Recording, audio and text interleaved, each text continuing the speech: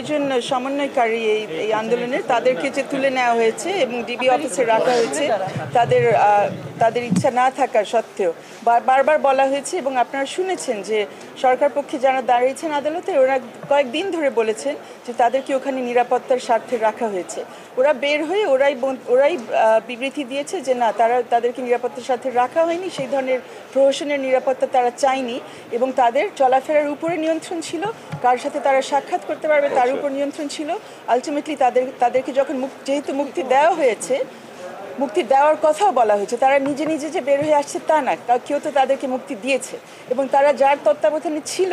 যেই ব্যক্তি ডিবি হারুন, ওনাকেও এর মধ্যে ওই জায়গা থেকে সরানো হয়েছে। সো অ্যাডমিটেড অনেক ঘটনা এর মধ্যে ঘটে গেছে, কিন্তু কোর্ট যেটা বলেছে যেহেতু আমাদের প্রেয়ারও ছিল যে তাদেরকে মুক্তি দেওয়া হোক, তারা যেহেতু এখন মুক্ত অবস্থায় আছেন এই ব্যাপারে ওনারা আর কোনো মন্তব্য করতে চান নাই বা এই বিষয়টা নিয়ে তারা আর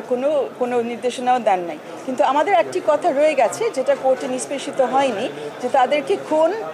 অধিকার বলে, কোন আইনের বলে তাদেরকে এতদিন রাখা হয়েছে। এবং আরেকটি প্রশ্ন যেটা এখনকার এই মুহূর্তের জন্য খুবই জরুরি, যে এরকম করে আর যাদেরকে তুলে নেওয়া হচ্ছে, ডিবি কাস্টডিতে রাখা হচ্ছে, অজান্তে বিভিন্ন জায়গায় রাখা হচ্ছে, তাদের ব্যাপারে আমরা কিভাবে প্রতিকার চাইব এবং এই ব্যাপারে আমাদের যে আবারও আসতে হবে, এই বিষয়টা মনে হয় এখনো খোলা, এটা নিষ্পেষিত হয়নি। আদালতে এই ব্যাপারে কোনো কিছু আজকে বলেন নাই, শুধু বলেছেন মুক্তি পেয়েছেন, এই জন্য আমরা এই বিষয় নিয়ে আর কিছু বলবো না। কিন্তু তার মানে না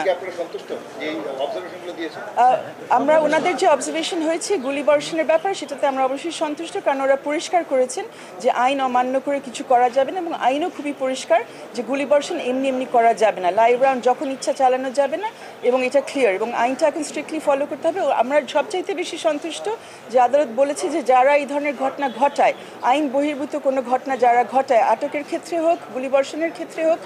তাদেরকে জবাবদিহিতার মধ্যে আনতেই হবে।